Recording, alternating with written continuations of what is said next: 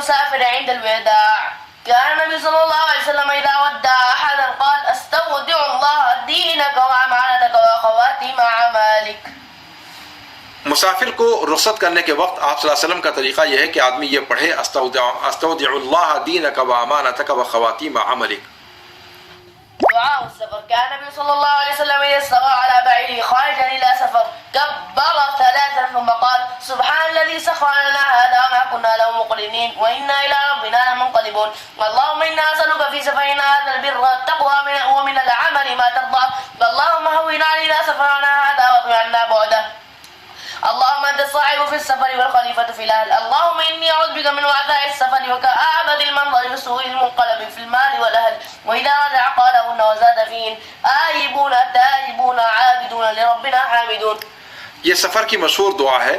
آپ صلی اللہ علیہ وسلم جب سفر پہ نکلتے تھے، اپنے اونٹ پر بیٹھ جاتے تھے، تو آپ صلی اللہ علیہ وسلم 3 بار تکبیر پکارتے تھے، پھر کہتے تھے سبحان الذی سخر لنا ھذا وما كنا له مقرنین، اور آخر تک کی جو دعا ہے. اور جب سفر سے لوٹتے تھے تو اس دعا کو پڑھتے تھے اور ساتھ میں آئبون تائبون عابدون لربنا حامدون پڑھ لیا کرتے تھے. یہ صحیح دعا ہے اور ہمیں اپنے سفر و حضر میں اس کو پڑھنا چاہیے. إذا صعد أو هبط في طريق سفره. قال جابر بن عبد الله رضي الله عنهما كنا إذا صعدنا كبرنا وإذا نزلنا سبحنا. سفر میں جب بلندی کی طرف انسان جائے تو اللہ رب العالمین کی تکبیر بیان کرے، اور جب پست حصے کی طرف جائے، نیچے کی طرف جائے، تو وہاں پر اللہ رب العالمین کی تسبیح بیان کرے. یعنی اللہ اکبر بلندی کی طرف جاتے ہوئے اور سبحان اللہ پستی کی طرف جاتے ہوئے آدمی کو پڑھنا چاہیے سفر کے دوران.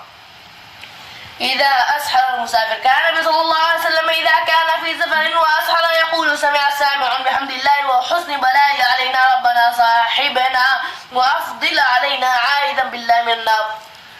سفر کے اندر جب سحری کے وقت میں، یعنی صبح صادق کے وقت میں، جب انسان فجر سے پہلے اٹھے تو اس کو یہ دعا پڑھنی چاہیے.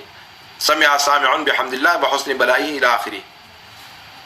دخول قرية. لم ير النبي صلى الله عليه وسلم قرية يريد دخولها إلا قال حين رأى اللهم رب السماوات السبع وما أضللنا ورب الأراضين وما أقللنا ورب الشياطين وما أضللنا ورب الرياح وما ذرينا فإنا نسألك خير هذه القرية وخير أهلها ونعوذ بك من شرها وشر أهلها وشر ما فيها.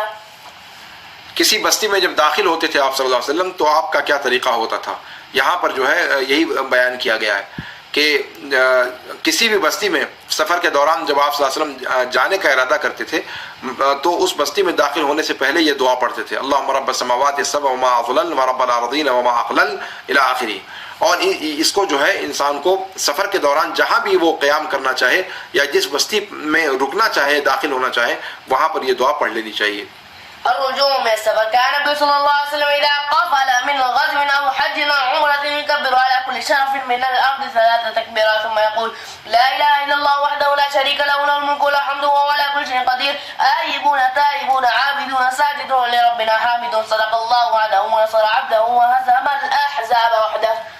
سفر سے جب آپ صلی اللہ علیہ وسلم لوٹتے تھے، چاہے وہ سفر غزوے کا ہو، لڑائی جہاد کے لیے نکلے ہوں، یا حج کے لیے یا عمرہ کے لیے، تو کیا نام ہے آپ صلی اللہ علیہ وسلم تکبیر بلند کرتے تھے ہر اونچی جگہ پر زمین کی 3 تکبیرات، اور پھر کہتے تھے لا الہ الا اللہ وحدہ سے لے کر کے آخر تک. یہ سفر سے لوٹنے کے وقت میں اس میں آئبون تائبون والی جو دعا اس سے پہلے بتائی گئی ہے وہ بھی یہاں پر ذکر کی گئی ہے، اس کو پڑھ لینا چاہیے.